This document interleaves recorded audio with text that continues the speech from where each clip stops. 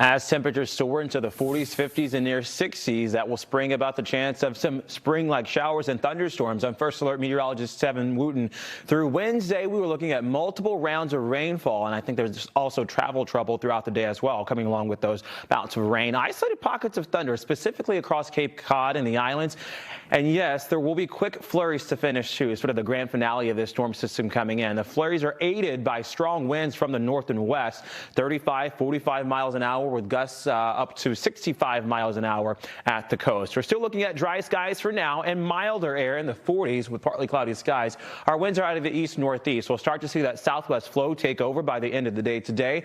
Gives us a boost at about 54 to almost 60 degrees as temperatures start to slide down. We don't drop too much, though, overnight, but the clouds do build in. The clouds are indicative of the showers and storms to come through about 10 o'clock tonight. We're still dry, so those last-minute plans, or maybe you're traveling home from work, should be a dry drive tonight, but early tomorrow morning at 2 o'clock, this is really the first substantial push of moisture coming in through 7 o'clock in the drive time. At that point, likely to see more showers and even downpours now throughout the south coast, Cape Cod, and the islands as well. One or two pockets of thunder. Keep in mind, this is a huge day for severe weather. However, we do have heavy rainfall coming in, and thunder can also be dangerous with the lightning, too.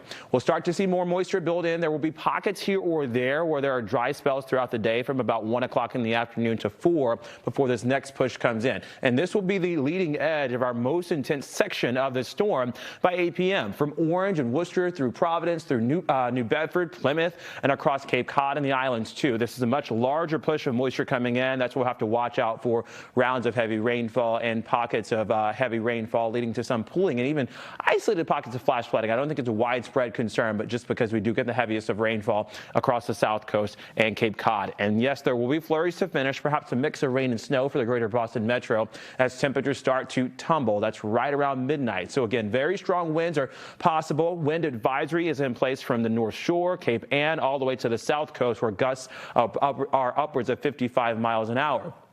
Through down East Maine and the Berkshires, gusts are near 60 to 65 miles an hour. Timing out some of those strong winds, it's really throughout Wednesday morning where we see the push from the south. That will bring us the warmer air, but also the threat of isolated power outages where gusts in Plymouth are right around 45 to 50 miles an hour. Barnstable, Martha's Vineyard, and Nantucket too susceptible to those 50 to 55 mile an hour gusts. At 2 in the afternoon, we're still in the southerly flow. We're still in the milder and the warmer air, but that will switch and then push from the north and west. It's that switch that will bring in the cold air, and as that coldest air catches up with some of the moisture, we'll have that potential for a few snow flurries into the wee hours of Thursday morning.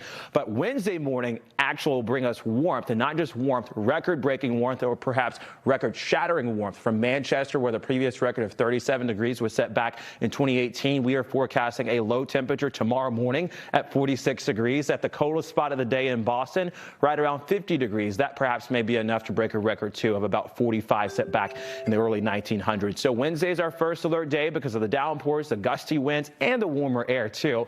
Thursday's a cold day. It's only one cold day before the warmth builds back in for the weekend. Friday's a very nice and dry day, milder air as we push throughout Saturday and Sunday.